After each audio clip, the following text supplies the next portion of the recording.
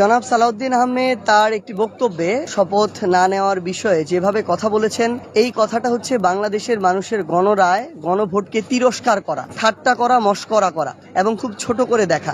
এই একই ভাষ্য যদি বিএনপির হয়, আমরা আমাদের জায়গা থেকে মনে করব যে বিএনপি আগামীতে তাদের উপরে জনগণের এই আস্থাটা আর থাকবে না এবং তাদের জন্য আসলে খুব কঠিন হয়ে যাবে যে বাংলাদেশের ক্ষমতায় 5 বছর জনগণের আশা প্রত্যাশা নিয়ে ক্ষমতায় টিকে থাকা। কারণ তারা যদি বলে যে এই যে শপথ নেয়া এটা সংবিধানে নেই, তাদের এই 26 সালের নির্বাচনের মধ্য দিয়ে ক্ষমতায় আসাও তো সংবিধানের কোথাও নেই। এই তাহলে ওই নির্বাচনের মধ্য দিয়ে জনাব তারেক রহমানের প্রধানমন্ত্রী হওয়াটাও তো সংবিধানের কোথাও নেই। তাহলে এই বাংলাদেশে যে জুলাইয়ের অভ্যুত্থান হলো, যে এই অভ্যুত্থানের প্রেক্ষাপটে এই প্রত্যেকটা ঘটনা ঘটলো, এই জুলাইয়ের অভ্যুত্থানে তো সংবিধানের কোথাও নেই।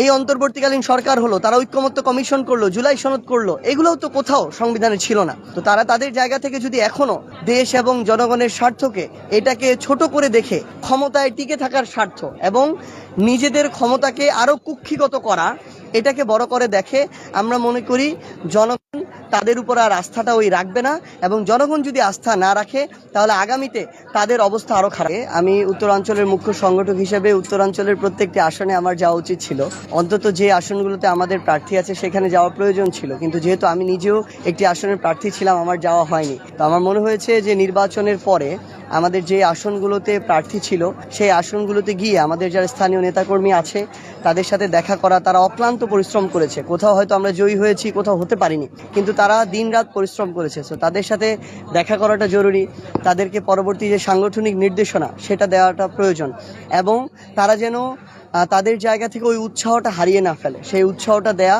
এবং নতুন উদ্যমে আমাদের কাজ শুরু করতে হবে। নতুন সরকার এসেছে, সামনে স্থানীয় নির্বাচনগুলো শুরু হবে, সেই জায়গার জন্য তারা যেন মানসিকভাবে নিজেরাও প্রস্তুত থাকে এবং আমাদের সাংগঠনিক কার্যক্রম যেন আরও বিস্তৃত করে। এই সামগ্রিক বিষয়গুলো নিয়ে কথা বলার জন্য আজকে এখানে আসা।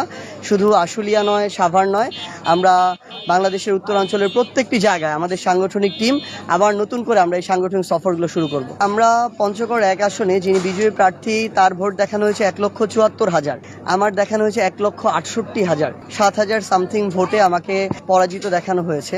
আমাদের নেতাকর্মীরা জান প্রাণ দিয়ে কাজ করেছে, আমাদের জোটের যারা ছিল পঞ্চগড় 1 আসনে তারাও জান প্রাণ দিয়ে কাজ করেছে।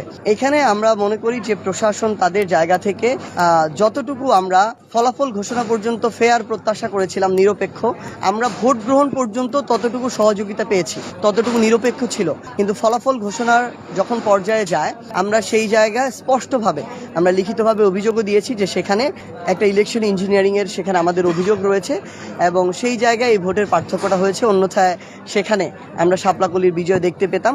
তারপর আমরা